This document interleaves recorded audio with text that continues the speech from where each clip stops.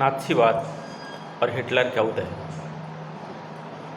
इस टॉपिक के अंतर्गत आज हम लोग 3 विषयों पर चर्चा करेंगे मुख्य रूप से, जिसमें से एक है प्रचार की कला यानी कि नात्सीवादी प्रचार की कला, दूसरा मानवता के खिलाफ अपराध और तीसरा हॉलोकास्ट यानी कि महाध्वंस की घटना।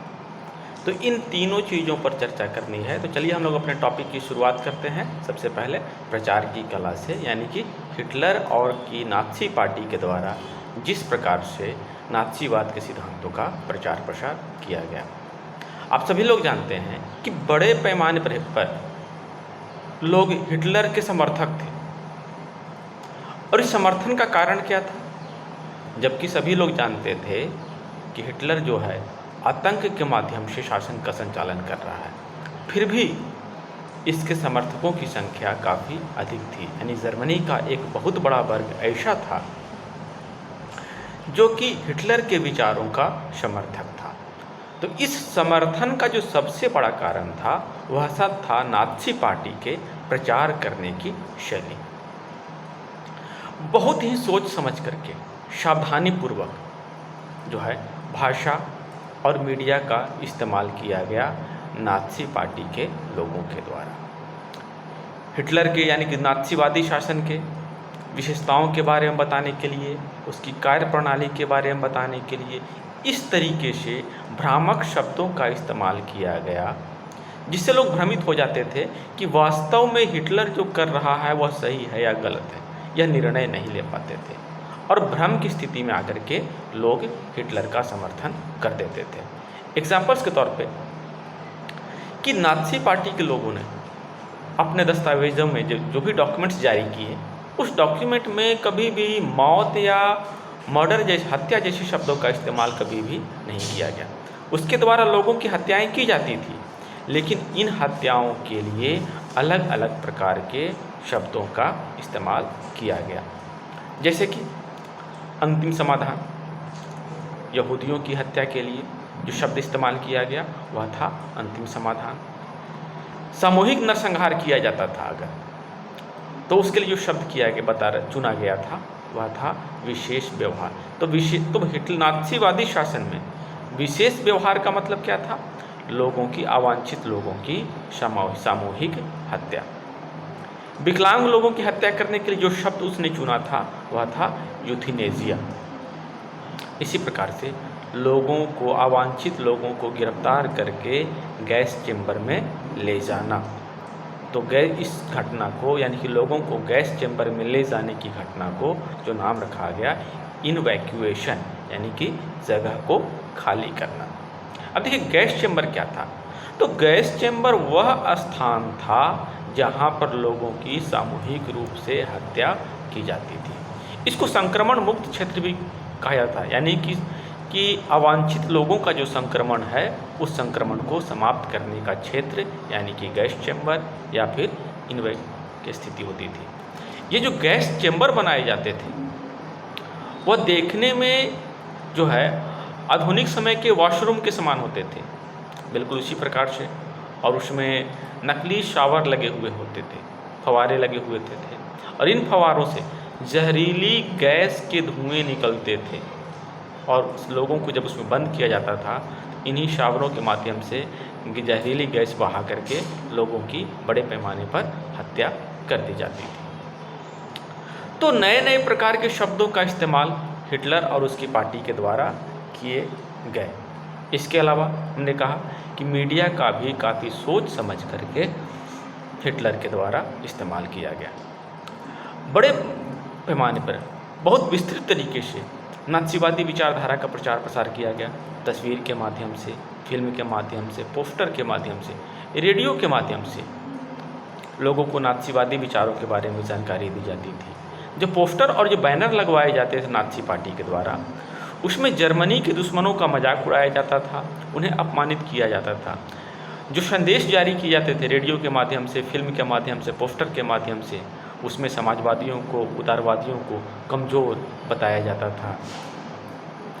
तो कई प्रकार के फिल्मों का प्रदर्शन भी किया गया हिटलर के शासन के दौरान, सारी विशेषताओं को बताने के लिए, तो इन्हीं में से एक फिल्म की चर्चा होती है जिसका नाम था द एटर्नल ज़्यू। ध्यान रखिएगा, द एटर्नल ज़्यू नाज़ीवादियों के द्वारा बनाई गई एक फिल्म थी जिसमें यहूदियों के खिलाफ प्रचार प्रसार किया गया। और इस फिल्म में यानी द एटर्नल ज़्यू में यहूदियों को दाढ़ी बढ़ाए हुए एक विशेष प्रकार के यूनिफॉर्म में दिखाया गया जिसको कि कफ्तान कहा जाता था।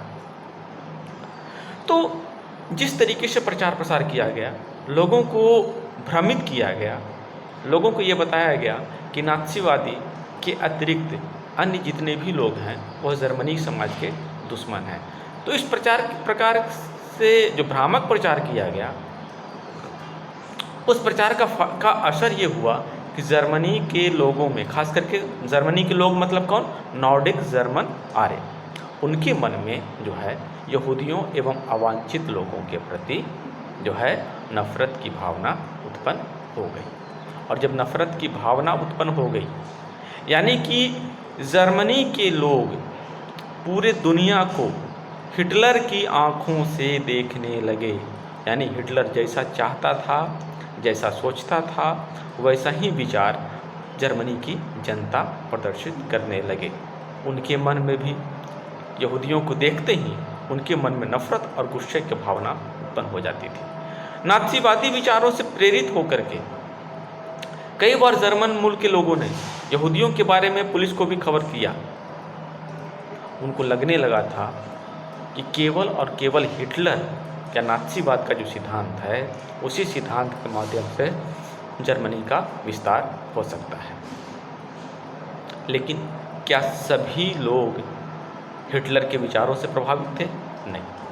समाज में एक वर्ग ऐसा भी था जो कि हिटलर के विचारों से प्रभावित नहीं भी था। और स्वाभाविक सी बात है, यहूदी लोग एवं अन्य अवांछित लोग, हिटलर के द्वारा कहे जाने वाला अवांछित लोग, क्या हिटलर की नीतियों का समर्थन करेंगे? कभी नहीं, है ना। तो ऐसे कई लोग थे जिनको हिटलर अवांछित कहा करता था। ऐसे लोग पुलिस के भय के बावजूद, हत्या किए जाने के भय के बावजूद नाज़ियों का जमकर विरोध किया। समाज में एक वर्ग ऐसा भी था जो किसी प्रकार का विरोधी कदम उठाने से डरता था, और इस कारण से इस वर्ग के द्वारा जो अन्याय किए जाते थे हिटलर के द्वारा, उस अन्याय को भी देख करके वो नज़रअंदाज कर देते थे।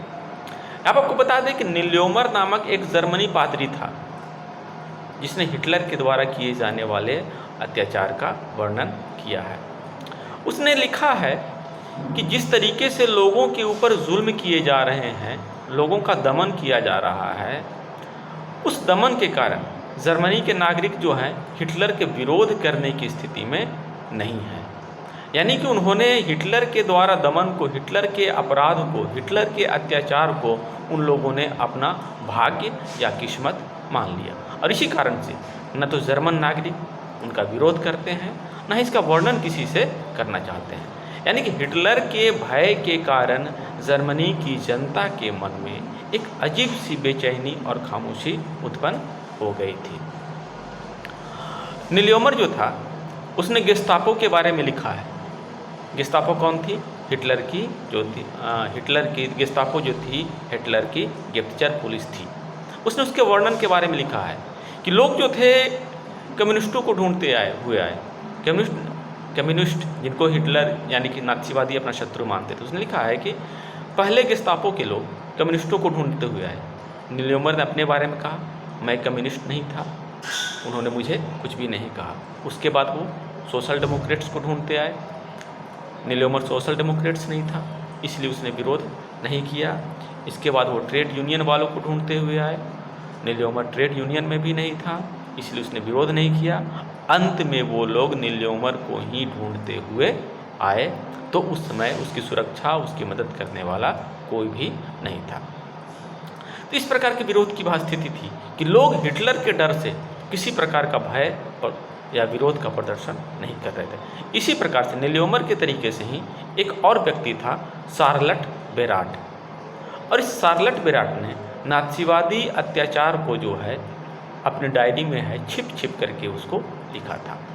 तो शार्लेट बेराट के द्वारा जो डायरी लिखी गई थी वही डायरी जो है बाद में जो है थर्ड राइख ऑफ द ड्रीम्स के नाम से प्रकाशित हुई और इससे लोगों को हिटलर और नाज़ीवादी विचारों के बारे में जानकारी मिली। शार्लेट बेराट ने अपनी डायरी में लिखा है कि नाज़ियों के द्वारा जो यहूदियों पर जो अत्याचार किया गया, उस अत्याचार से भयभीत होकर के यहूदी भी स्वयं को उसी रूप में देखने लगे थे जिस प्रकार से हिटलर देखता था। यानी कि वो मानने लगे थे कि उनका भविष्य, उनका भाग्य क्या है, हिटलर के द्वारा या नाज़ी पार्टी के द्वारा उनकी हत्या कर देना। तो वो अपने शारीरिक और मानसिक रूप से उसी प्रकार का प्रचार प्रसार करने लगे जैसे कि हिटलर बताया करता था। जैसे कि उनकी नाक मुड़ी हुई हो, उनकी आंखें और बाल काली हो, चाल ढाल वैसा ही था जिस अपनाने लगे जिस प्रकार से हिटलर बताया करता। इवन वास्तविकता ये थी कि यहूदियों में और जर्मन आर्यों में कोई विशेष अंतर नहीं था, लेकिन हिटलर के भय के कारण वो जो है अपने आप को इसी प्रकार की घटना को अनुभव करने लगे। अब जो सबसे अंतिम टॉपिक है महाध्वंस यानी कि हॉलोकास्ट। तो हॉलोकास्ट क्या है? तो जर्मनी की जनता के ऊपर, यानी कि जर्मनी में नाज़ीवादियों ने जिसे अवांछित कहा, तो उन अवांछितों के ऊपर जो है उनकी पर हिंसा की गई, उनकी हत्या की गई, उन्हें नष्ट किया गया, उसी को जो है हॉलोकास्ट या फिर महाध्वंस कहा जाता है। तो नाज़ियों के द्वारा किए जाने वाले अपराध, किए जाने वाले दमन को जो है हॉलोकास्ट कहा गया। और इस हॉलोकास्ट के बारे में, यानी कि इस दमन के बारे में नाज़ियों ने इसकी सूचना जर्मनी से बाहर जाने पर प्रतिबंधित कर रखी थी, क्योंकि हिटलर की दृष्टि में मीडिया प्रतिबंधित था और किसी भी प्रकार की सूचना देने से पहले उसका जो है हिटलर के पास उसको जो है भेजा जाता था। लेकिन जर्मनी में हिटलर के शासन के अंतिम दिनों में जब नाज़ीवादी शासन का अंत होने लगा था, तो उस अंत की स्थिति में धीरे धीरे हॉलोकास्ट यानी कि हिटलर और नाज़ीवादियों के दमन की सूचना जो है जर्मनी के बारे में जर्मनी से बाहर जाने लगी। नाज़ी लोगों को भय के बावजूद भी कुछ लोगों ने हिम्मत दिखाकर, जैसे शार्लेट बेराट के बारे में हमने बताया, कुछ नील योमर के बारे में हमने आपको बताया कि उन्होंने अपनी घटनाओं को डायरी में नोट करके रखा था। और जब द्वितीय सेकेंड वर्ल्ड वार में जब नाज़ी पराजित होने लगे तो उनका पहला काम क्या था कि इससे पहले कि मित्र राष्ट्र की सेना जर्मनी में पहुंचे, नाज़ी अत्याचार से संबंधित जितने भी डॉक्यूमेंट्स हैं, जितने भी दस्तावेज हैं, उन सभी दस्तावेजों को नष्ट कर दिया जाए।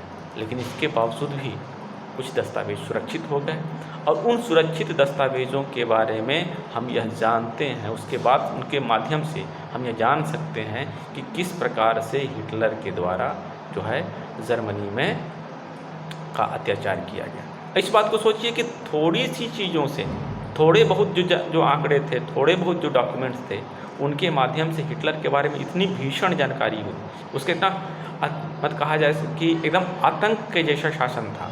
अगर सारी घटना डॉक्यूमेंट्स अवेलेबल होते तो शायद ये समझ में आता कि हिटलर तत्कालीन समय में दुनिया का सबसे जो है कि दमनकारी शासक था। तो इसके साथ ही यानी हॉलोकॉस्ट की घटना के साथ यह टॉपिक समाप्त होता है।